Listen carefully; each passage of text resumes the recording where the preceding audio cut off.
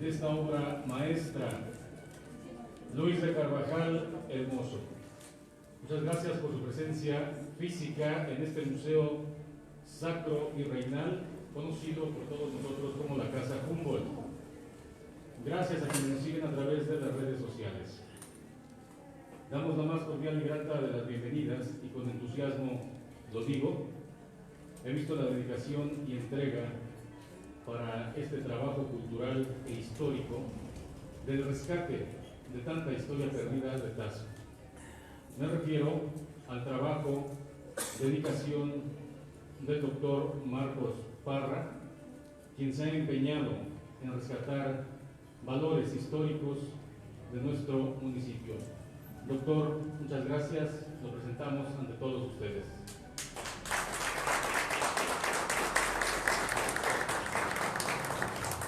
El doctor Marcos Efraín Parra Gómez, como de todos es conocido, es presidente municipal de Taxco. También nos acompaña el doctor Baltasar Rito Guadarrama, director de la Biblioteca Nacional de Antropología e Historia. Honrado, doctor.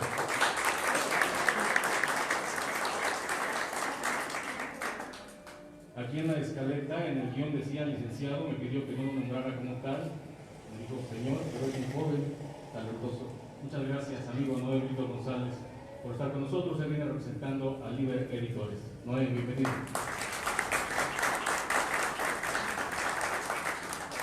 Muchas gracias, doctora Alicia Margarita Sierra Navarro, secretaria de Educación, Cultura, Tradiciones y Patrimonio del Ayuntamiento de Taxco. Doctora, gracias.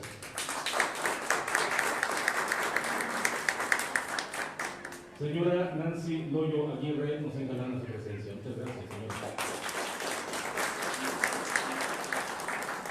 Profesora Ninfa Mendoza de Albarrán, directora del Museo Santuario de la Bandera de Iguala. Muchas gracias.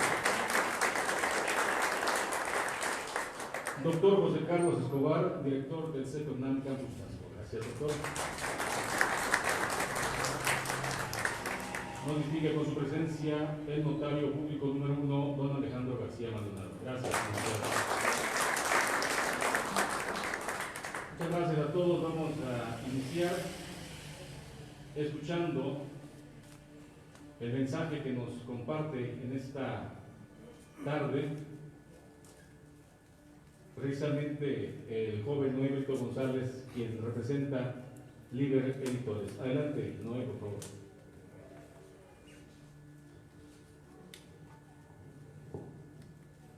Muchas gracias. Muy buenas tardes a todos. Agradecemos su presencia en la presentación de esta obra dedicada a la familia Carvajal. Pues bueno, comienza la recuperación de los manuscritos de Luis de Carvajal, llamado El Mozo, después de permanecer ocultos durante más de 300 años. Y ser robados, pues después, a principios de los años 30 del pasado siglo XX, exigía por la memoria de México una publicación esmerada que rindiese homenaje a su autor y al momento histórico que vivió. Torturado y condenado a muerte en diciembre de 1596 junto a varios miembros de su familia por el Santo Oficio, Luis de Carvajal dejaba 3 breves libros, unas memorias y 2 de ideario religioso, Lex Adonai y Modo de llamar a Dios. La delicada tarea de análisis y transcripción de uno de los textos escritos en 4 idiomas ha sido llevada a cabo por el director de la Biblioteca Nacional de Antropología e Historia, el doctor Baltasar Rito Guadarrama, y sus investigadores. El doctor Brito, al que agradecemos hoy de manera su presencia, sin duda nos deleitará con los detalles de lo que supuso este complejo trabajo, a la vez que nos desvela el proceso de reconocimiento de los manuscritos y el propio rescate desde Nueva York. El reto de diseñar una edición especial que pusiese en valor la importancia de los textos y de su regreso a México corrió a cargo de la editorial española ubicada en Pamplona, Liber Ediciones. Ante la ausencia de su editor, hoy, por razones obvias, Juan José Izquierdo, les voy a leer unas palabras breves en su nombre. Comienzo. Respetado auditorio, buenas tardes a todos y todas ustedes. Les agradezco su asistencia e interés. Es un auténtico honor contar con todos ustedes y de manera muy especial quería adherirme al dolor de nuestro presidente municipal, el doctor Marcos Efraín Parra, en los momentos difíciles por los que está atravesando. En primer lugar, quiero agradecer al gobierno municipal de Taxco, representado por su presidente, el doctor Marcos Efraín Parra, la consejera de Cultura, la doctora Alicia Sierra, a la Biblioteca Nacional de Antropología e Historia, representada aquí por su director, el doctor Baltasar Rito, al Museo de Arte del Reinal de Taxco y al señor Noé Brito, que representa a la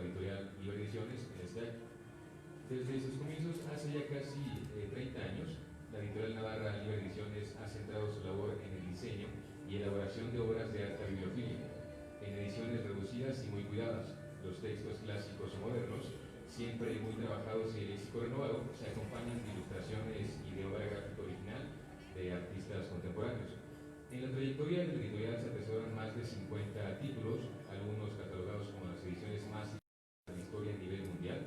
En su configuración han colaborado académicos de las letras, de bellas artes, investigadores, historiadores, botánicos, escritores, traductores y artistas de primer nivel, tanto en el ámbito nacional como internacional. Los reconocimientos institucionales y académicos recibidos, unidos al acierto en la selección de títulos, textos y artistas, han propiciado que esta firma editorial haya conseguido un excelente posicionamiento en el mercado, sinónimo de prestigio y calidad. Títulos como Apocalipsis, entre otros, han sido merecedores de premios al libro mejor editado, otorgado por el Ministerio de Cultura en la modalidad de bibliofilia. También con la obra del Príncipe Maquiavelo hemos recibido el prestigioso premio Lázaro Galdiano a la mejor edición de bibliofilia 2019. Hoy les presentamos la obra Luis de Carvajal el Mozo, en la que ha colaborado la Fundación Hispano-Judía con sede en Madrid. Se trata de los primeros documentos escritos por un judío en América. La obra contiene la transcripción completa de los manuscritos de Luis de Carvajal el Mozo, que, como podrán ver a lo largo de la presentación, murió junto con su madre y la mayor parte de sus hermanos en la hoguera, víctima de la Inquisición. Cabe destacar de esta edición la presentación a cargo del doctor Antonio Rubial, doctor en Historia y en Filosofía, profesor de la UNAM, investigador y miembro de número de la Academia Mexicana de la Historia. Se trata de un análisis histórico que nos ofrece una calificadora escenografía del siglo XVI. Estudio introductorio del Dr. Václav Brito, responsable de verificar la autenticidad de los documentos y de repatriarlos a México. En su aportación contextualiza el momento histórico en el que se desarrolla el relato, resume literariamente el primer manuscrito de Luis de Carvajal y hace una breve referencia al proceso de recuperación de los manuscritos. Análisis de los manuscritos 2 y 3, elaborados por la doctora Alicia Goffman, doctora en Historia por la UNAM, especialista en Historia de México e Historia Judía y presidenta honoraria del CEDIJUM. Estudio del doctor Samuel Temkin, catedrático emérito de la Rutgers University en Nueva Jersey, que cuenta la historia del primer gobernador del nuevo Reino de León, Luis de Carvajal y de la Cueva, mejor conocido como el Viejo. Edición facsimilar de los 3 manuscritos recuperados en su tamaño original, son salvaguarda para protegerlos. Texto completo de los 3 manuscritos recuperados de Luis de Carvajal el Mozo, paleografiados y transcritos al español moderno por el equipo del doctor Brito, en el que ha jugado un importante papel Juan Carlos Franco. Ha supuesto una gran labor de interpretación paleográfica, ya que fueron escritos en 4 idiomas diferentes: español arcaico, portugués, latín y hebreo. La obra ha sido iconográficamente enriquecida con 30 grabados exentos, firmados y numerados de los artistas José Luis Fariñas y Natalio Bayo. José Luis Fariñas, artista cubano, figurativo y surrealista. Su trabajo se caracteriza por una intensa fase previa de documentación, de tal forma que luego es capaz de transformar los textos en dibujos plenos de simbolismo, de matices fantásticos que enlazan perfectamente con la obra literaria, mostrándonos al mismo tiempo otra dimensión fundamental de la narración. Se podría decir que interpreta la figura con un realismo fabuloso, con un minucioso detallismo que nos conecta con el mundo de los sueños y la tradición pictórica. Natalio Bayo es un pintor, grabador y dibujante impecable, pero a pesar de esa claridad expositiva en dibujos y grabados, dentro de ella misma pervive ese realismo mágico que caracteriza y singulariza a Natalio Bayo, dentro de la mejor pintura española del último medio siglo. En su importante obra gráfica destaca la calidad del dibujo y en muchos de sus trabajos su fuerte vinculación temática a la realidad social, abordando en varios trabajos de contenido religioso y la época de la Inquisición española, dejándose entrever la influencia de Goya. Edición limitada a 199 ejemplares para América y 100 ejemplares para los miembros de nuestro club de bibliófilos. A través de las nuevas tecnologías se tendrá acceso a música grabada exclusivamente para esta edición, banda sonora, audioguías, videos, el Mapamundi Carvajal, las rutas seguidas por Luis de Carvajal el Mozo y Luis de Carvajal el Viejo, y una web privada con entrevistas y otra información de interés. En definitiva, hemos querido hacer una obra única de gran belleza que permanezca como legado para las generaciones futuras por su aportación testimonial, literaria y artística. Para ello, la editorial ha puesto todo su empeño en contar con la participación de consolidados especialistas en el ámbito del conocimiento y de la creación artística, así como de excelentes profesionales para su proceso de edición. Muchísimas gracias a todos. Con izquierda.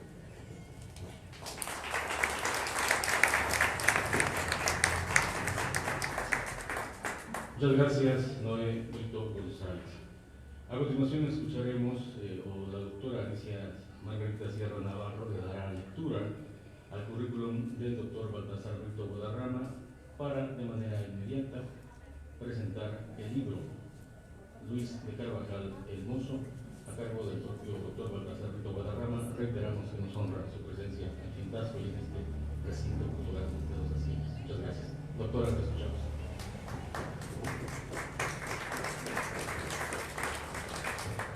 Pues muy buenas tardes, de verdad que es un gusto tenerlos a todos ustedes de aquel lado, pero también tener a este guerrerense distinguido.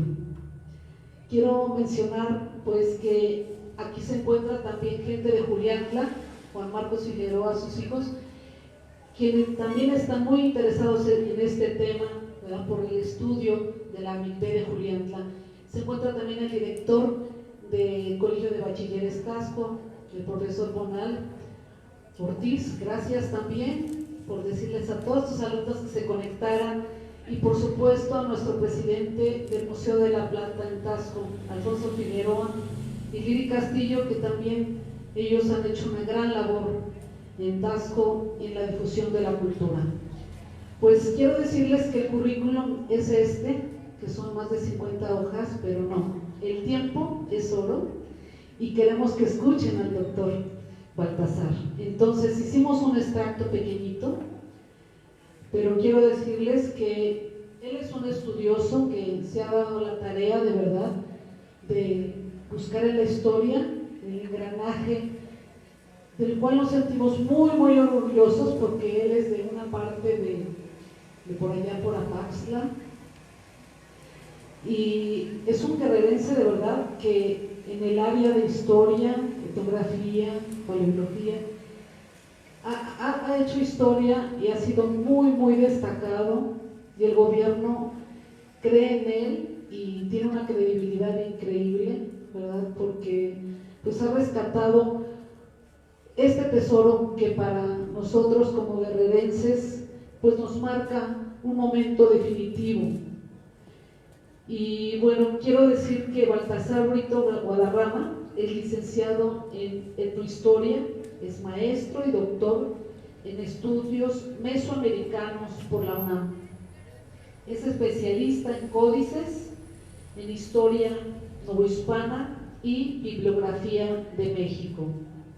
Algunas de sus publicaciones son el Código de Guillermo Tobar de Huejotzingo, el Códice Clavero de Huejotzingo, el Códice Boturini y el Códice de Azoyún II.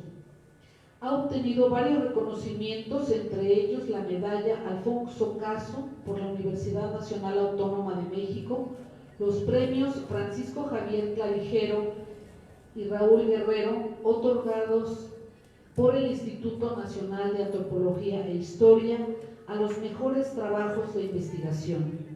Recibió la condecoración estatal Vicente Guerrero, otorgada por el Estado Libre y Soberano de Guerrero en el año 2012. Es profesor de paleografía en la Escuela Nacional de Antropología e Historia, director de la Biblioteca Nacional de Antropología e Historia desde el 2013 y vicepresidente del Comité Mexicano de Memoria del Mundo. En el rescate de los manuscritos de Carvajal, Baltasar Brito ha tenido un papel fundamental, primero dirigiendo al grupo comisionado por la Secretaría de Cultura y de Relaciones Exteriores de México como experto paleógrafo, para autentificar la autoría y la antigüedad de los documentos, y en segundo lugar por el trabajo de transcripción paleográfica de los 3 libritos que a continuación veremos, y que ha permitido una recuperación patrimonial e histórica y un enorme valor para México, para la literatura judía en América Novohispana. Recibamos pues con un aplauso a nuestro querido amigo Baltasar.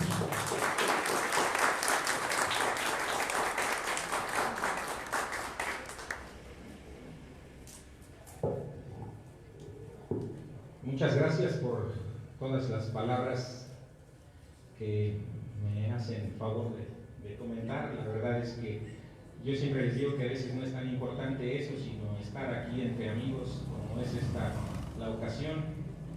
Efectivamente, desde el 2017 que se lleva a cabo el rescate de estos manuscritos, pues me vi envuelto por instrucciones del entonces secretario de Cultura, Rafael Tobar, en la dictaminación en Estados Unidos y después en traerlos a México, que es una historia que para mí siempre ha sido muy curiosa, porque siempre les digo que me nombraron valija diplomática humana para que no me pudieran revisar, entonces tengo mi nombramiento como tal, por si alguien lo dudaba, ¿verdad? También quiero agradecer, por supuesto, el que me han invitado, especialmente al señor presidente municipal, a José Fren, que desde que nos conocimos, siempre en México, por cierto, nos conocimos con el director del instituto en una reunión, y pues siempre quedó de manifiesto el gran interés que tiene sobre el rescate de la historia de los pueblos de Guerrero, específicamente de Taxco y de los lugares aledaños a él. Y bueno, creo que eso nos identificó de manera inmediata y nos permitió, además de conocernos, pues comenzar una amistad que yo me aprecio. Esta presentación iba a ser desde el año de marzo o abril del año pasado, pero desafortunadamente las circunstancias lo fueron retrasando. Y bueno, en esta tarde me gustaría presentar brevemente, escribí algunas palabras para esta presentación, exprofeso, y la denominé tres manuscritos, solo un abrir y cerrar de ojos, como si se tratara de un viejo y gastado acto de magia. Aquellos manuscritos del siglo XVI desaparecieron ante los sorprendidos ojos de sus custodios. Jacobo Nakbin era el nombre del principal sospechoso. Se trataba de un profesor de ascendencia judía que en ese tiempo había sido invitado por la UNAM para impartir algunos cursos de verano en sus instalaciones. Con la finalidad de aprovechar el viaje, el catedrático también asistió al Archivo General de la Nación para estudiar algunos aspectos de las comunidades criptojudías que se conformaron en la Nueva España. Su ingreso al repositorio fue rutinario. Presentó una carta de recomendación firmada por Salvador Novo, llenó sus papeletas de consulta y paciente, esperó a que los servidores públicos le prestaran los papeles del ramo Inquisición que había solicitado. Se trataban de 2 gruesos volúmenes encuadernados en pergamino con los procesos ejercidos por el Tribunal del Santo Oficio contra la familia Carvajal. Apenas terminó de consultar el material, Nakbin lo entregó amablemente a Mercedes Osorio, una de las archivistas del lugar, quien, mientras el usuario extranjero se alejaba del edificio, notó que el volumen 1489 mostraba varios faltantes, entre ellos las cartas escritas por Luis de Carvajal a su madre y a sus hermanas cuando éstas se hallaban presas dentro de las oscuras mazmorras de la Inquisición. También faltaba la copia de los mandamientos entregados por Dios a Moisés, un librito de oraciones y un cuadernillo en que con letra pequeñísima, donde el mismo autor de las cartas había consignado las memorias de su existencia. Como era de suponerse, al imputársele el delito, Nakbin se deslindó rotundamente. Sin embargo, el tiempo daría la razón a la empleada del archivo cuando el último de una serie de envíos realizados por el profesor a Nueva York no fue recogido por su destinatario y, protocolariamente, fue devuelto a la Ciudad de México. En el momento en que las autoridades abrieron los misteriosos paquetes, descubrieron en su interior algunas de las cartas robadas. Para la mala fortuna del aparato judicial nacional, Nakbin, por intercesión de la Embajada de Brasil, ya había salido del país. Lamentablemente, de los faltantes del volumen 1489, es decir, de los 3 pequeños manuscritos robados, nada volvió a saberse. Segundo acto, el origen. Memorias de Luis de Carvajal, los artículos de Nuestra Sagrada Fe o Lex Adonai, y modo de llamar a Dios y ejercicio devotísimo de oración son los nombres asignados a cada uno de los 3 manuscritos robados del Archivo General de la Nación en 1932. Todos tienen un autor en común, Luis de Carvajal, conocido también como Josep Lumbroso o el Alumbrado. Por increíble que parezca, hacia 1596 y con tan solo 29 años cumplidos, este personaje fue juzgado por la sociedad novohispana como uno de los hombres más perversos, heréticos y blasfemos que hubiesen pisado la faz de la tierra. Su delito, practicar la religión de Moisés. Por supuesto, son palabras del ramo que están en el proceso del ramo de Inquisición. Luis y su familia eran originarios de Portugal y, como muchos otros judíos de la época, abandonaron su hogar en Europa para viajar hacia América en busca de nuevas oportunidades de vida. Algunos abrazaron legítimamente la cruz cristiana, mientras que otros solo lo hicieron de dientes para afuera, pues en el seno de su intimidad, cuando creían que nadie los miraba y a la luz de una menorá encendido, continuaron el culto a Adonai, su único y verdadero Dios. En la realidad de los Carvajal encontramos las dos caras de la moneda.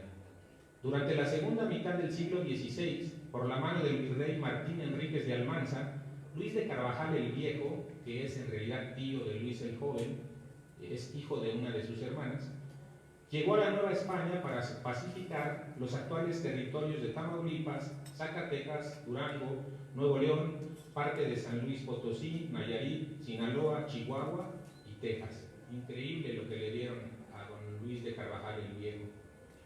Tras conseguir su misión y como recompensa a su esfuerzo, fue nombrado el 14 de junio de 1579 gobernador y capitán general de las regiones mencionadas, es decir, del nuevo Reino de León. Además de los privilegios que conllevaban su título, tenía la obligación de poblar la recién conformada jurisdicción. Para conseguirlo, embarcó desde España a más de 100 familias, vecinos casados o solteros, y de los más variados oficios que habrían de habitar su gobernación. Un buen número de aquellos migrantes eran criptojudíos, es decir, practicaban veladamente la religión que Moisés les enseñó. Entre estos, y sin que el nuevo gobernador lo sospechara, se hallaba la familia de su propia hermana, doña Francisca Núñez de Carvajal, su esposo, Francisco Rodríguez de Matos, y 8 de sus 9 hijos, Isabel, Catalina, Mariana, Baltasar, Luis, Leonor, Miguel y Anita. Gaspar, el mayor de ellos, no practicaba la religión judaica. Incluso había ingresado a la Orden de Santo Domingo y ya llevaba tiempo de residir en territorio novohispano. Luis, el quinto del listado anterior, era también conocido como el Mozo, y al ser el consentido de su tío, se perfilaba como el favorito para convertirse en su heredero. El tío no tenía hijos, pero el destino le tenía deparado otro porvenir. Al pasar de los años, Luis de Carvajal el Viejo descubrió el secreto de su estirpe y ante ello tomó una prudente distancia. El Mozo, por su parte, lejos de renegar de las creencias familiares, se afianzó más en ellas. Todo comenzó poco tiempo después de que su padre muriera en la Ciudad de México. En aquella ocasión, el joven Luis compró a un párroco una vieja Biblia por la cantidad de 6 pesos, que era una fortuna, 6 pesos en ese entonces. En sus páginas habría de leer un enunciado que le cambiaría la vida. El ánima que fuere incircuncidada será borrada del libro de los vivientes, rezaba aquel versículo del capítulo 17 del Génesis, que consideró como la más grande de las revelaciones. Al darse cuenta de que su cuerpo carecía de tan indispensable operación, Luis corrió por unas tijeras oxidadas y él mismo cortó su prepucio. A partir de ese momento, la lectura del Antiguo Testamento, el amor eterno a Adonai y la predicación de su palabra se convirtieron en un aliciente más para su vida, convirtiéndose a la postre en una de las figuras más respetables dentro de la comunidad judaizante novohispana, lo que ocasionó que hacia 1586 fuera completamente desheredado por su tío. Tras los sucesos anteriores, Catalina y Leonor se desposaron con Antonio Díaz de Cáceres y con Jorge Almeida, vecinos de Taxco. Ya casados, Trasladaron su residencia a la Ciudad de México y con ellos se llevaron a doña Francisca. Muy pronto se les unieron Mariana, Baltasar, Miguel y Luis, pero tantas bocas que alimentar obligaron a la numerosa familia a trasladarse a Paxco con la esperanza de encontrar el sustento diario en el comercio de La Plata. Pero sus intenciones no prosperaron y luego de varios tropiezos en esta ciudad decidieron trasladarse nuevamente a la capital novohispana. Además, habría que decir que comenzaron también a tener problemas había gente que los acusaba también a ellos de ser judaizantes. Ahí la vida de los Carvajal estaba dedicada totalmente a la observancia de la ley de Moisés. Guardaban el sábado y los días de Pascua, se esforzaban por usar ropa limpia los viernes y en no consumir los alimentos que les eran vedados. Hacían el ayuno de la reina Esther y el del Yom Kippur o del perdón. A más de rezar mirando hacia el oriente, tal y como se los había enseñado el santo profeta David en las Escrituras. Cualquiera podría advertir que cada una de sus acciones estaba encaminada a aguardar la llegada del Mesías. Desafortunadamente, para ese tiempo, la desgracia merodeaba ya sobre sus cabezas y de un momento a otro habría de precipitarse sobre ellas. En 1587, Isabel fue denunciada ante el Santo Oficio por judaizante y mediante tormento señaló como practicantes de la ley de Moisés a su madre, tío y hermanos, circunstancia que devino en la subsiguiente aprehensión de sus congéneres. Las desgracias sucedieron entonces como cascada. Luis el Viejo, aquel hombre que tanto hizo por el nuevo reino de León y que era un ferviente católico, murió olvidado en las cárceles de la Inquisición, mientras que la familia de su hermana Francisca fue sometida a un primer proceso que finalizó en 1590 con las siguientes sentencias: abjuración total de la ley judía, confiscación de sus bienes y vestir sanbenito infamatorio de por vida. Posteriormente, Luis fue enviado a cumplir un encierro en el hospital de convalecientes, donde sirvió de sacristán, mientras que a su madre y hermanas las obligaron a enclaustrarse en una casa del barrio de Santiago Tlatelolco, y Anita, la más pequeña, fue puesta bajo el cuidado de Pedro de los Ríos, secretario de la Inquisición. Por lo que respecta a Baltasar y Miguel, tuvieron la suerte de huir rumbo a Caballos, puerto caribeño, de donde buscarían zarpar hacia Castilla. Aunque la familia cumplió sus respectivas penitencias, lo cierto es que seguían practicando en secreto la ley de Moisés. Cuando Luis se ocupaba en ayudar a uno de los frailes con la enseñanza de la gramática a los naturales, porque Luis hablaba muchos idiomas, hablaba latín perfectamente, por supuesto portugués, el español antiguo, pero también era excelente en el latín y en el hebreo, ¿no? Consiguió, y con la copia de cartas y sermones, se ganó la confianza y se hizo acreedor de la llave de la biblioteca del colegio. Este pequeño acto fue tomado por el joven Carvajal como uno más de los milagros de Adonai, así que aprovechó lo más que pudo su suerte y realizó varias tablas basadas en el libro de las moralidades de Jerónimo de Oleastro. Él las había realizado sobre el Pentateuco, el libro de la Biblia, los 5 primeros libros de la Biblia, ¿no? También tradujo al castellano diversos salmos y pasajes del Antiguo Testamento que, finalmente, transcribió en varios librillos que habría de regalar a sus hermanas y amigos, los mismos que, andando el tiempo, habrían de condenarlo a la muerte. En septiembre de 1594, luego de pagar la limosna que el tribunal inquisitorial le solicitaba, la familia entera recuperó su libertad. Como era de esperarse, los Carvajal volvieron a frecuentar a sus viejas amistades y continuaron practicando su religión. Luis, ya conocido en ese tiempo también por el nombre de Joseph Lumbroso, adoctrinaba a los fieles y, como si fuese un rabí, encabezaba varias de sus ceremonias. También cuidaba de reservarse el tiempo suficiente para escribir los pequeños salterios ya mencionados y un librito de dimensiones minúsculas donde, con letra menuda, redactó sus memorias. Ese librito es de este tamaño.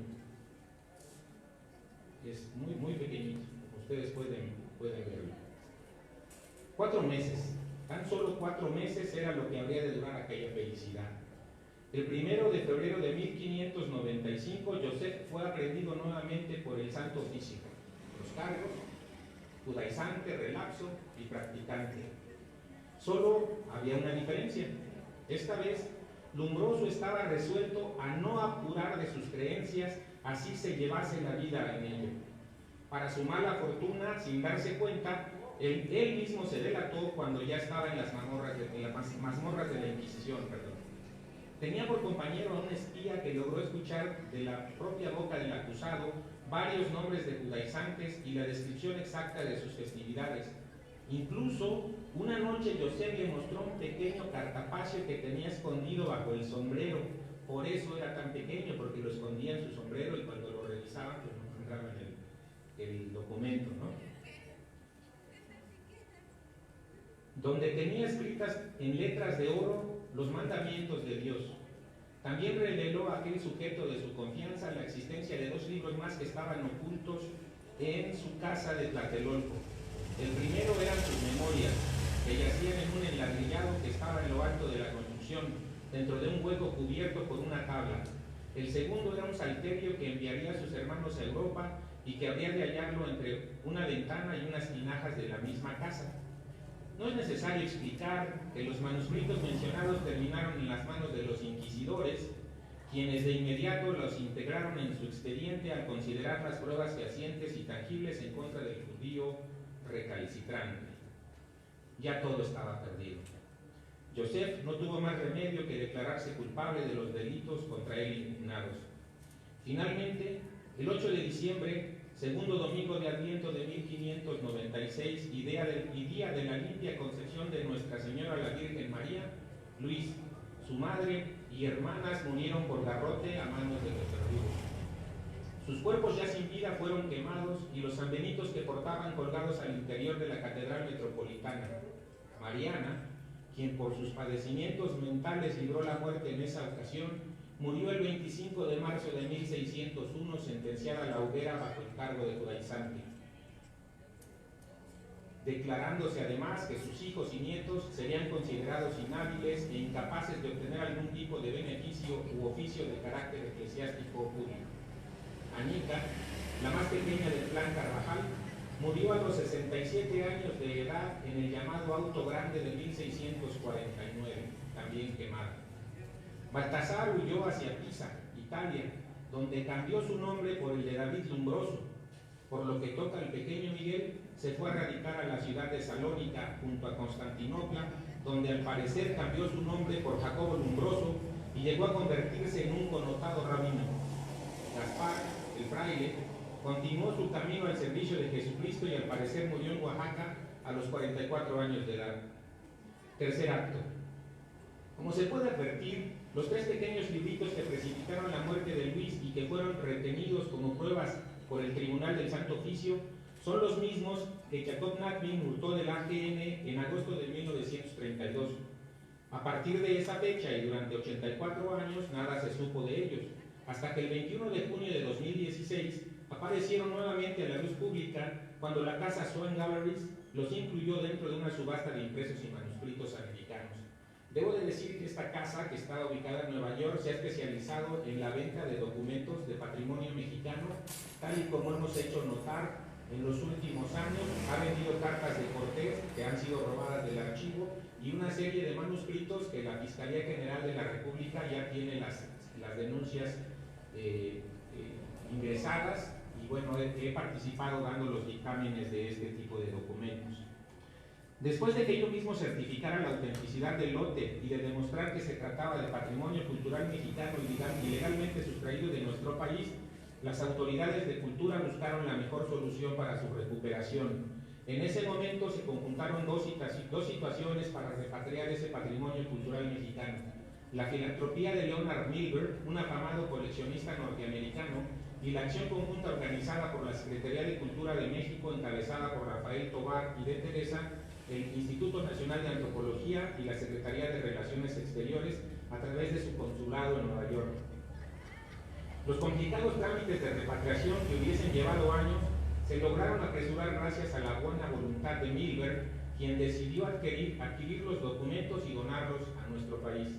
Para ello, únicamente solicitó la autorización de mostrarlos en la exposición Los primeros judíos americanos, libertad y cultura en el Nuevo Mundo, que que se obsequiara una copia digital a la Universidad de Princeton, en donde él estudió, y a la sinagoga judía de Nueva York, y que la donación fuese realizada a nombre de su amigo Rafael Kalach, un empresario mexicano.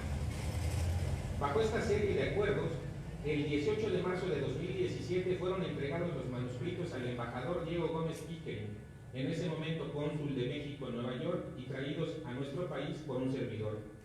Actualmente, los 3 cuadernillos de Carvajal el Mozo se encuentran resguardados en la bóveda de seguridad de la Biblioteca Nacional de Antropología y pueden ser consultados íntegramente a través de su portal en Internet. Cualquier mexicano o no mexicano puede verlos.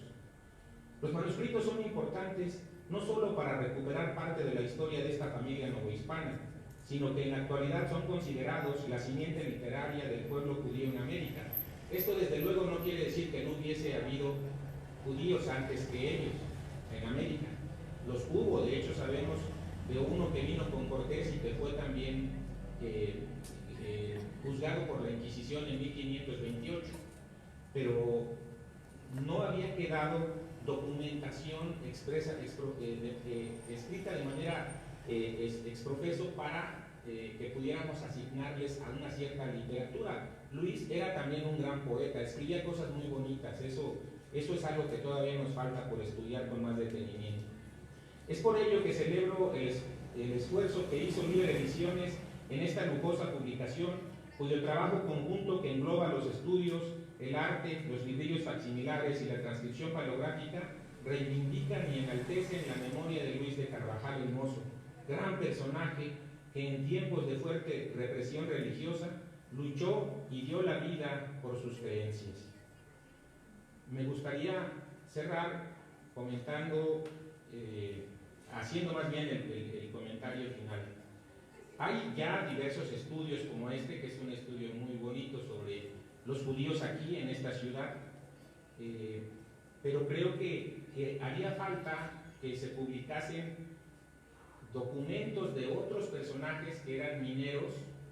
Creo que los judíos se iban a los reales de minas por múltiples circunstancias.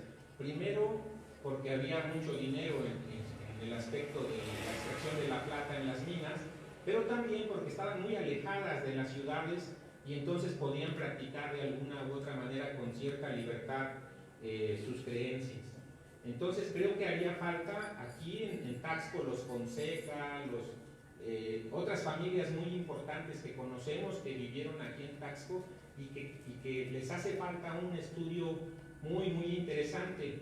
Por supuesto que Taxco se ha caracterizado y es conocido a nivel mundial por múltiples personajes como Juan Ruiz de Alarcón o su hermano, que es un poco menos conocido, Hernando Ruiz de Alarcón, un sacerdote que aprendió muy bien el náhuatl y que hizo libros sobre herejías y supersticiones que han sido materia muy importante para el estudio de los pueblos, de las creencias de los pueblos indígenas. Pero yo en mi biblioteca, andando buscando cosas, que siempre ando viendo libros, me encontré un personaje de Taxco que fue muy importante. Él se llamaba Pedro de Arellano y Sosa, natural del Real y Minas de Taxco, propósito de la congregación del oratorio y maestro celosísimo de la mayor observancia de su instituto. Él nació,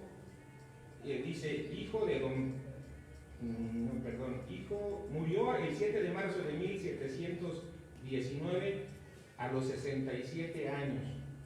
Y un personaje muy importante en la bibliografía, don Juan José de Chiara Yeguren, que escribió una bibliografía muy importante sobre México, los libros impresos en la Nueva España, escribió su vida, la vida del venerable don Pedro de Arellano y Sosa, de Taxco. Inclusive, si lo puedes mostrar, trae hasta un retrato de este personaje que es un taxqueño ilustre y del que honestamente pues muy poca gente conoce. Todos, cuando se habla de Taxco, o hablamos de Ruiz de Alarcón o hablamos de la Borda, pero no hablamos de otros personajes como este, que era un personaje también muy connotado según se cuenta en esta historia. Entonces Quisiera yo cerrar, independientemente de esto, con una invitación primero para que los jóvenes, para que todos los interesados, pues pudiéramos empezar a rescatar a este tipo de personajes que son fundamentales para la reconstrucción de la historia de los lugares tan antiguos como Tlaxco, Taxco, y que, bueno, de una manera u otra, creo que enaltecería sin lugar a duda a la persona que recupere esta historia, y si fuese un guerrerense, pues creo que sería mucho mejor, ¿no? Entonces, es como las palabras con las que yo quería cerrar esta charla. Espero que no los haya aburrido y que no haya sido demasiado largo, y bueno, pues les agradezco mucho su presencia esta tarde a todos ustedes. Gracias.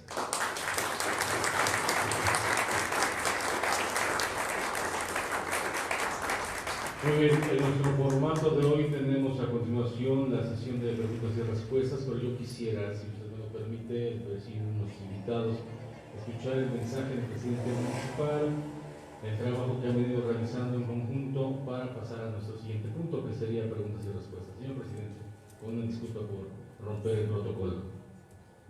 Muchas gracias.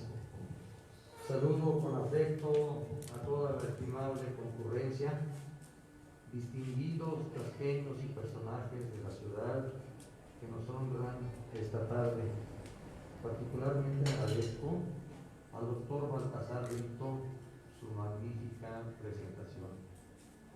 Ustedes han escuchado la fascinante historia que nos relata de una forma resumida, pero si alguien tiene algún interés en extender el conocimiento sobre la historia de estos documentos, hay algunas referencias en YouTube en las que él, en entrevistas y con más tiempo, hace una descripción maravillosa de todo lo que fue su trabajo.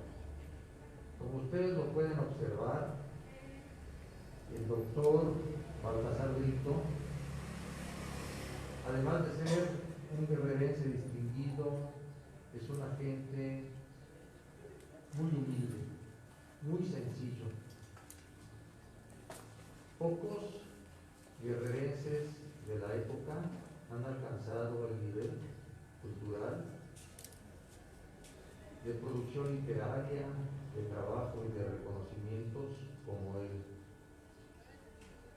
Y la historia surge cuando nosotros nos enteramos a través de la doctora Alicia Goffman, esa maestra que forma parte de los autores de este libro. Tenemos oportunidad de conocerla gracias a la intervención de don Mario Núñez Muriel, un sobrino de doña Anita Vilanti. Los que tienen cierta edad y algún arraigo en la ciudad la recordarán como una mujer ejemplar. Administró durante muchos años de forma personal y desinteresada lo que fue el origen del Hospital Adolfo Prieto, cuando en Taxco no existía un nosocomio que prestara ese servicio y solamente había esa tarea a cargo de la empresa minera. Cuando nos entrevistamos con don Mario Núñez Muriel, nos invita a la Secretaría de Turismo, en donde conjuntamente con el doctor Baltasar Brito, un arqueólogo distinguidísimo mexicano, don Francisco Sánchez, él es el encargado de haber sacado a la luz el inframundo de Teotihuacán.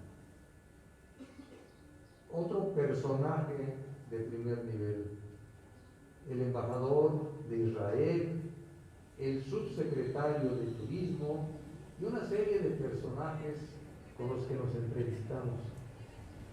Y ahí tuvimos oportunidad de conocerlos y de involucrarnos un poco en la historia que narra don Baltasar Brito. Al interiorizarnos, nos enteramos de que este libro estaba en proceso de salir a la luz como una obra de arte, no tan solo por su contenido y su historia, sino también por el interés que la editorial Liber Ediciones le puso al contratar a dos magníficos grabadores, a don José Luis Fariñas y a don Natalio Bayo, que como bien lo describe el maestro, el doctor Baltasar Brito, hacen unas interpretaciones de lo que es la redacción en sus grabados destacadísimas. Y no tan solo esta editorial se encarga de contratarlos, sino después de musicalizar cada uno de los grabados y de obtener una sinfonía para este libro, que puede escucharse para los que tenemos la fortuna de haber accedido a uno de los ejemplares, porque observando cada una de los grabados y haciendo el contacto a través de nuestro teléfono, la música se escucha. Ha sido tal el impacto de este libro, de esta maravillosa obra, que tuvo que detenerse un poco su presentación, porque el interés que ya existía por conocerlo, tanto por el embajador de Israel en México, el embajador de España en México, la sociedad judía y una gran cantidad de personas interesadas en la cultura,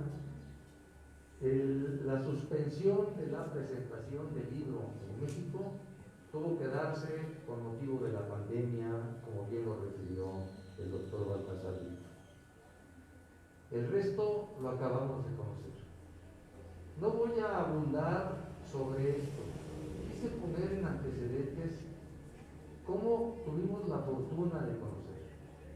Después de aquella reunión, tuvimos una más con el director del Instituto Nacional de Antropología e Historia, el doctor Prieto, quien amablemente y rodeado de personajes como don Pedro Francisco Sánchez y don Baltasar Brito, les encargó la tarea de hacer un trabajo de exploración arqueológica y de exploración historiográfica, que desafortunadamente también se vio suspendido derivado de la pandemia, y que nosotros hemos venido tratando de impulsar a pesar de eso y de las limitaciones de recursos que ahora tiene el Instituto Nacional de Antropología e Historia, gracias a la colaboración de don Francisco García Santoreña y del propio instituto, del propio arquitecto Pedro Francisco Sánchez, y le agradezco a don Francisco que nos haga favor de acompañarnos en la presentación de este libro. Es tan fascinante esta historia que al referir en los libros, en los diarios de don Luis de Carvajal, la presencia de su familia en Taxco y probablemente la propia presencia de él, pero con la referencia de su hermana, de sus hermanas y sus cuñados, que después fueron sacrificados en la hoguera por el ejercicio de su religión, da cuenta del antecedente judío que tiene en América Latina la ciudad de Taxco, y la presencia de estos personajes en la bibliografía, más la existencia de los Migbe, que se encuentran muy bien conservados en la comunidad de Juliantla, asociados al trabajo de exploración arqueológica que está todavía pendiente de iniciarse, será seguramente un parteaguas en la historia del municipio de Taxco, en la historia del continente americano, por la presencia de los judíos en esta tierra, en este continente, y por qué, por la intención que tenemos de fundar un instituto de estudios historiográficos del municipio, podremos cumplir con un trabajo de investigación en torno de esta maravillosa historia, pero también podríamos agregar la investigación, el trabajo de historia para detectar a personajes como el que acaba de referir el doctor don Pedro de Arellano y Sosa, un tasqueño también distinguido que parece ser que estaba desapercibido en nuestra historia. Yo celebro que podamos esta tarde presenciar la presentación de este libro que se había postergado, pero sobre todo también celebro, además de la presencia del personaje que nos acaba de dar la presentación, don Baltasar Brito, la de don Noé Brito, porque ha participado de una manera discreta en la distribución de este libro y en el conocimiento, en la difusión del conocimiento de su contenido. Por supuesto, quiero agradecer la participación de la doctora Alicia Sierra, quien en su carácter de secretaria de Educación, Cultura y Patrimonio del municipio de Tasco, ha dado muestras del gran interés que tiene por la difusión cultural, no tan solo por todo lo que ha hecho, sino particularmente en este libro, donde ha puesto alma, vida y corazón. También aprecio en todo lo que vale a don Mario Brito, director de Libre Ediciones, por haber tomado la iniciativa de producir este documento que ustedes van a conocer en un momento más, con sus grabados, con el nivel y la calidad que le ha merecido reconocimientos y premios especiales a esta editorial. Por último, yo quiero aprovechar este momento para reiterar el interés que tiene el Ayuntamiento de Tasco por continuar impulsando los trabajos que hemos venido realizando. Hay tal cantidad de historia que necesitamos formar ese instituto y necesitamos que ese instituto esté integrado por personajes de la sociedad en una asociación civil que le pueda dar vida y permanencia a lo largo de distintas generaciones, para que en el futuro no se quede solamente en la iniciativa del Cabildo tasqueño, sino en la historia permanente de las acciones que podemos emprender como sociedad. Finalmente, aprecio también la participación de don Manuel Baena Pineda, que nos acompaña como maestro de ceremonias, porque ha puesto también un gran interés. Cuando yo le comenté a él en una reunión informal, conjuntamente con el notario público don Alejandro García Maldonado, y don Wilfrido Martínez, les mostré el libro, también quedaron maravillados con su contenido. Estoy seguro que esta presentación permitirá despertar el interés en una gran cantidad de tasqueños o de personajes para darle seguimiento a todos los párrafos, a las referencias históricas que tiene este documento y que seguramente será un parteaguas en la historia de este municipio. Muchas gracias.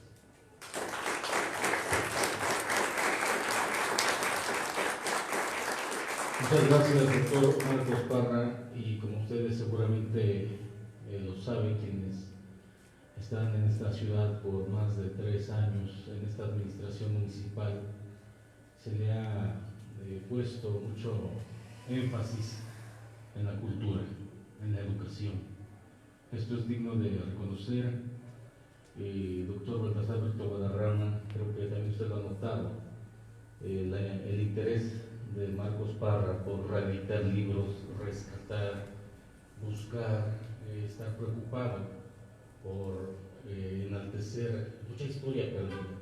digno de reconocer, doctor, y por eso estamos aquí. El notario atestigua este tipo de eventos. No es fácil que el notario acuda, sin embargo, es muy honorable de nuestra parte como tasqueños que este ayuntamiento tenga ese deseo y desde el primer día el compromiso de enaltecer la educación. Ustedes como testigos, doctor José Carlos, jefe de la UNAM, la gente que nos ve en sus hogares, los estudiantes de la Facultad de Artes y Diseños que siguen esta transmisión, de arquitectura de Acamix, la de la UAGRO, los estudiantes de bachilleres, aquí nos honra su director.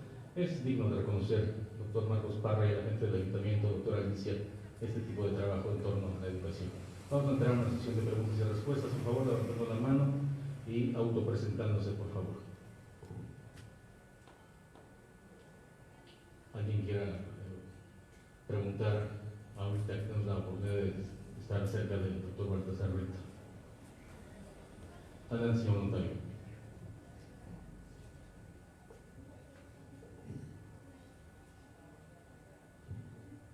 Buenas tardes. Permiso, voy a sentarme. Felicidades, don Baltasar, don Noé. Ojalá que esta coyuntura sea un eslabón más agregado al proyecto de Julián La. Tiene que ver ese proyecto generoso, genial, que has encabezado con Licha y con Marquitos Parra. Tenemos, yo creo que dos gentes más que agregarlos. Los atañe por los Carvajal, por el eslabón judío que tiene Julián desde su origen, sin olvidar que la posición geohistórica de Taxco tiene a 20 minutos al poniente a Juliantla y al oriente a Ixcateopan, a la misma distancia posiblemente.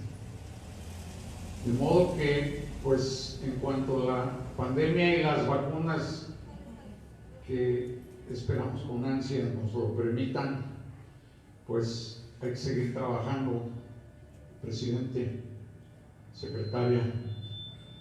Aprovecho la oportunidad para felicitarlo, don Baltasar, en cuanto que es usted un peruense distinguido, a usted también, joven, y pues Marquitos, vamos a eslabonarlos en cuanto la pandemia nos lo permita continuar con ese gran proyecto. Me están oyendo los Figueroa, ¿verdad, Marquitos? Ah, te perdí, perdóname. Pues felicidades por su notable plática, y si esta concurrencia estuvo en pandemia, será más generosa la siguiente. Habrá que invitarlos. Muchas gracias.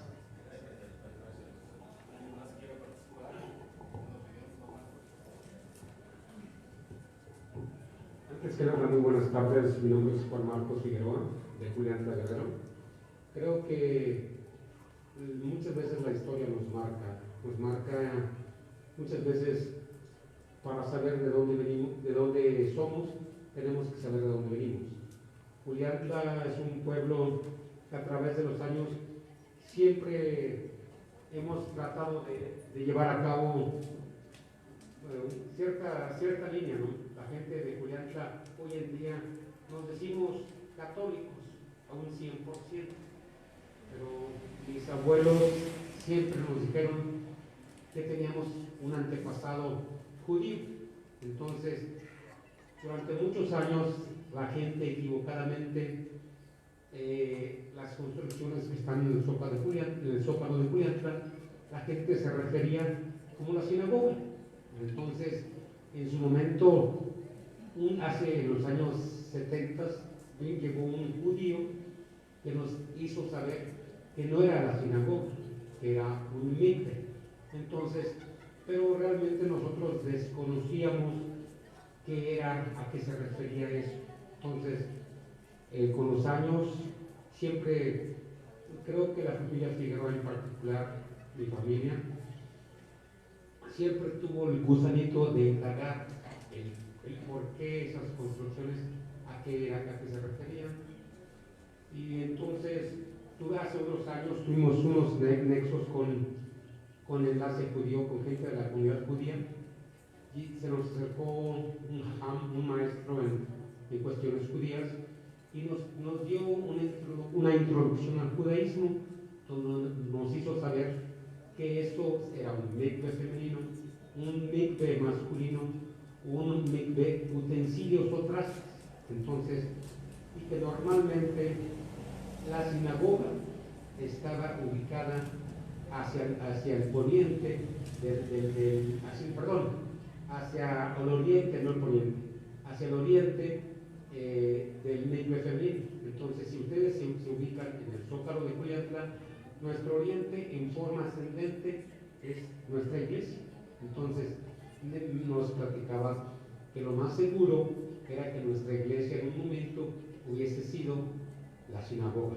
Entonces, para nosotros hoy en día, el querer saber de dónde venimos es muy importante, ¿no? La gente no cambia nuestra fe, pero el querer saber de dónde venimos, muy en particular para la gente de Cuyantla, eso es importante, ¿no? Y hace, ¿qué fue? 3 años, 4 años, un día mi hijo, haciendo su tesis es abogado, estaba haciendo su tesis, me dice: papá, quiero los archivos del pueblo, quiero tú.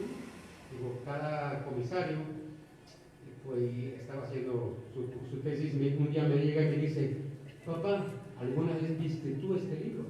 Le digo: mira, ese libro, pero sinceramente, como nos pasaban como el turno, al comisario de turno nos iban, simplemente nos entregaban el archivo y nadie veía los libros de actas antiguos. Entonces leíamos el último, penúltimo, pero el fondo del archivo, dice mi hijo: papá, ¿has visto este libro? Digo: no. Dice: checa. Dice, y me muestra un libro con un forro de piel, y me muestra hojas membretadas con sellos de 1645, en un procesal encadenado con un castellano antiguo que sinceramente no entendíamos. Y para mi fortuna, poco tiempo después, en una llamada con un amigo, me dice: oye, estoy con un amigo que te conoce, dice Baltasar Brito. Le digo: Baltasar Brito Guadarrama, sí, el mismo. Es el director de la biblioteca del Museo de Antropología. Y me quedé sorprendido completamente. Entonces hice el vínculo necesitábamos un paleógrafo, en lo cual nuestro amigo Baltasar es una eminencia. Entonces, hoy este día en particular, Cuyantla, el pueblo de Cuyantla, ha dado en resguardo nuestro libro de actas para que sea curado. Y me preguntaron mis paisanos que si era una persona de confianza.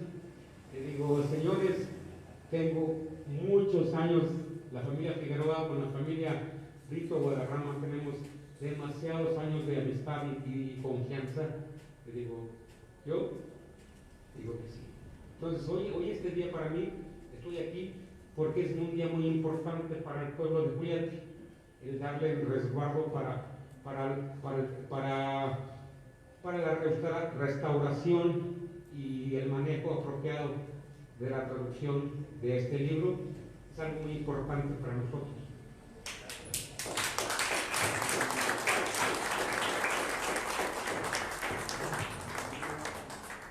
Muy bien, adelante. Buenas tardes a todos. Antes que nada, lo felicito, doctor. Esta investigación es muy importante. Lo felicito, contador, porque también todo lo que nos platica, estos esfuerzos, este interés, pues demuestran el gran amor que hay por la cultura. Alicia, pues una vez más se ve un trabajo que vale la pena hacer el comercial, y que todo el mundo sepa o recuerde que estamos junto con el Museo Spratlin, con la Secretaría de Turismo y con Lili Castillo, con las asociaciones civiles que hay. Estamos haciendo un seminario permanente de estudios sobre Tasco. Yo no soy tasqueño, y alguien alguna vez me dijo que yo podría quedarme en Tasco si comía jumiles. Creo que no es necesario comer los jumiles, y menos cuando voy descubriendo tantas cosas. Para mí esto es una sorpresa más de todo lo que tiene Tasco. En verdad, en cada una de las conferencias que hemos tenido oportunidad de llevar a cabo, voy, particularmente yo como fuereño, descubriendo todo lo que hay en Tasco. Y esto me deja asombrado. No tengo preguntas más de fondo, pero me sorprende y me maravilla ver lo poco que hasta ahorita he visto en las imágenes, con estas verdaderas obras de arte que nos dicen muchísimo y que, como dicen ustedes, vale la pena dar a conocer, y ojalá que sigan despertando con esto la inquietud por la investigación, la inquietud por seguir haciendo conocer a Tasco, que no necesita presentación. Yo creo que es mundialmente conocido. En el caso particular del CEPE, hemos tenido incluso artistas que han hablado de Tasco porque han venido a estudiar español, pero más que nada se han maravillado con la hospitalidad de los tasqueños y la belleza de este lugar, un lugar mágico en verdad, que hay que seguir redescubriendo, yo creo. Felicidades a todos, contador.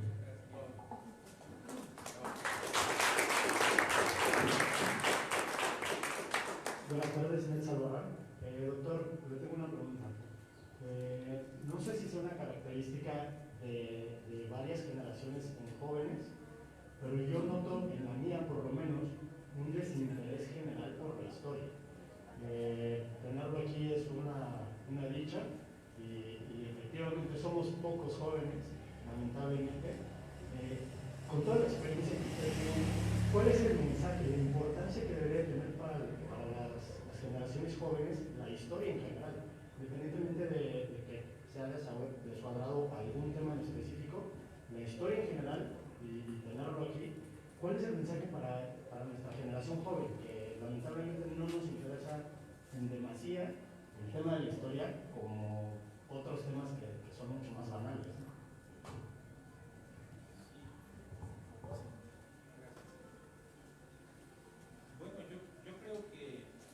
Sí, yo creo que, pues, no sé si no exista verdaderamente existe un desinterés de parte de los jóvenes.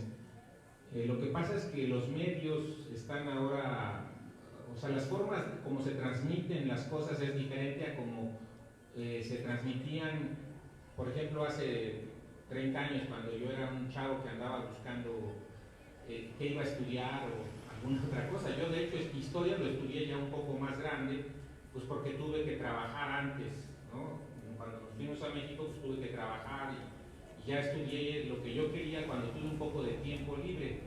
Pero yo creo que no importa que no haya muchos en un momento dado. Con uno que logremos como historiador o como maestro, por ejemplo, en la Escuela de Antropología o en la UNAM, que yo doy clases, con una persona que yo logre incentivar, que logre apoyar, creo que con eso he cumplido mi cometido.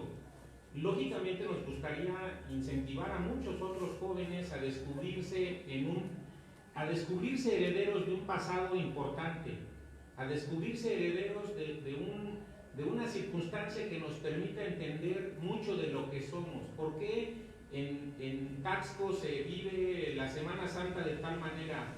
¿Por qué La Plata fue tan significativa y lo sigue siendo a pesar de que ya pasaron casi 5 siglos? Porque las minas de aquí son prehispánicas, o sea, eso sabemos, se ha estudiado mucho. Pero al final de cuentas creo que con una persona que logremos, habremos cumplido el cometido, y eso es lo que en lo personal busco.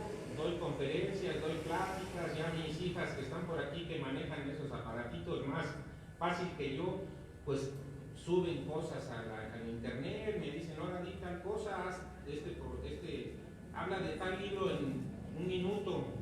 Bueno, pues hablamos en un minuto, porque ahora el TikTok creo que dura 1 minuto o algo así.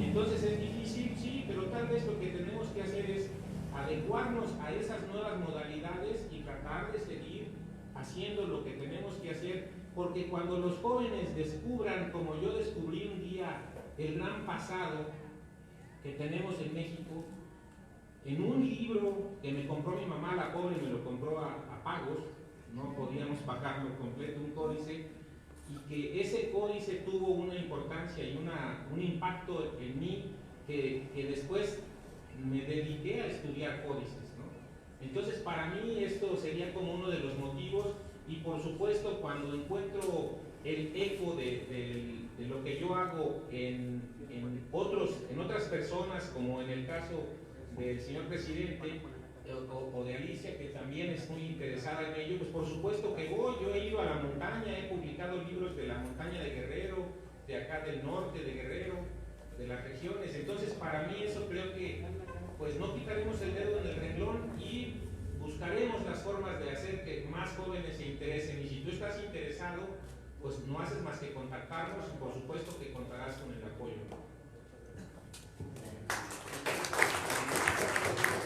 Adelante, señor director. Bueno, pues es un placer estar con ustedes. Tampoco soy casqueño, pero soy aquí de muy cerquita, de Iguala. Sin embargo, aprecio la suerte que ha tenido para mí un hecho que me ha hecho feliz, el trabajar aquí con ustedes. Es muy importante lo que nuestro amigo está diciendo, de que la juventud no solamente no se interesa por la historia, hay una grave apatía. Lo digo porque, bueno, en el colegio de bachilleres no somos la excepción. Sin embargo, estoy de acuerdo también con nuestro amigo que hay que buscarle, y con uno solo que venga a nosotros se ha logrado el objetivo. Obvio que necesitamos de más. Somos más los buenos, como decimos, que los malos. Yo alabo mucho este tipo de eventos y me fascina la historia. Cada vez que voy a algún lugar, algún pueblo mágico, como ahora se están dando, me intereso por eso, por los orígenes, por la cultura, por la gastronomía, por el vestido, en fin, por todos los actos y rituales que se llevan a cabo en distintos puntos. Y nuestro estado de Guerrero es rico en eso. Hablemos, por ejemplo, de Tixla, de Chilapa, de toda la montaña. Tasco no se diga, Tasco es una maravilla, estoy feliz de la vida. ¿Sí? Aquí. No hay calor, el calor lo ponemos nosotros. Está mi amiga doña Ninfa. Y muchas gracias por la invitación, y felicitarlos no es tan simple. O sea, debe de existir algo más que eso, y yo voy a ello, a decirle que gracias por estar aquí.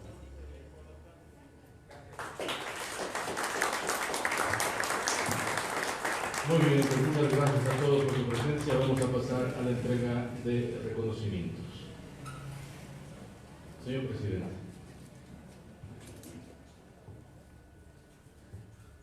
Voy a empezar por entregar un reconocimiento. A la letra dice: Tasco, historia con futuro. El honorable Ayuntamiento de Tasco de Batón Guerrero, a través de la Secretaría de Cultura, Educación, Tradiciones y Patrimonio, otorga el presente reconocimiento a Noel Rito González por su destacada participación en la presentación del libro Luis de Carvajal, Hermoso, esta tarde, y lo firma el de la voz y la doctora Alicia Sierra. Noel, muchísimas gracias. También entregar un modesto reconocimiento a un personaje mexicano orgullosamente guerrerense, al doctor Baltasar Brito, por su magnífica presentación. Con ello tratamos de honrar su historia, su trabajo, toda su trayectoria, y independientemente de que hubo en un principio un reconocimiento personal y una relación institucional, El tiempo nos ha permitido acercarnos en una amistad sincera, verdadera, que ha permitido conocer no tan solo al académico, al historiador, al paleógrafo, al científico, sino también al ser humano que está proveído de una gran sencillez y una gran humildad. Doctor, igualmente dice, Tasco Historia con Futuro, el honorable Ayuntamiento de Tasco de Alarcón Guerrero, a través de la Secretaría de Educación, Cultura, Tradiciones y Patrimonio, otorga el presente reconocimiento al doctor Baltasar Brito Guadarrama por su magnífica presentación del libro Luis de Carvajal el Mozo, igualmente suscrito por el de la voz y por la doctora Alicia Sierra Navarro en su carácter de secretario. Doctor, es un honor tenerte en Tasco. Nos honra mucho tu presencia y aprecio mucho que nos hayas distinguido con la presentación de este maravilloso libro esta tarde. Y me quiero tomar la libertad de entregarte un ejemplar del libro Tasco en el siglo XVI. Esta es una edición que impulsamos en el Ayuntamiento de Tasco y se trata de la historia de Tasco en la etapa fundacional, en donde espero que pueda ser de tu agrado. Muchísimas gracias.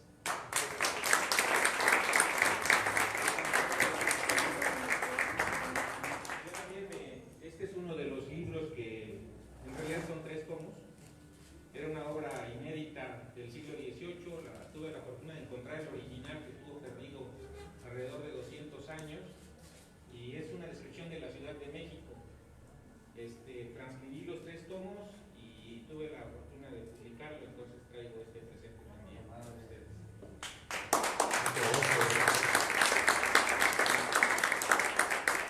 Muchísimas gracias. Lo voy a colocar en un lugar especial de la biblioteca de Tasco para poder acceder a él en todo momento. Muchísimas gracias.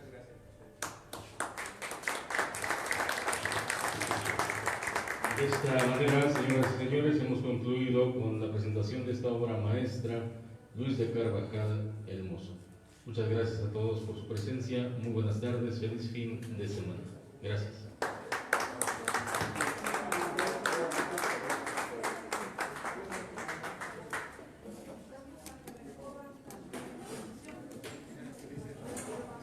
Pueden pasar a recorrer la exposición y disfrutar estos grabados que son verdaderos.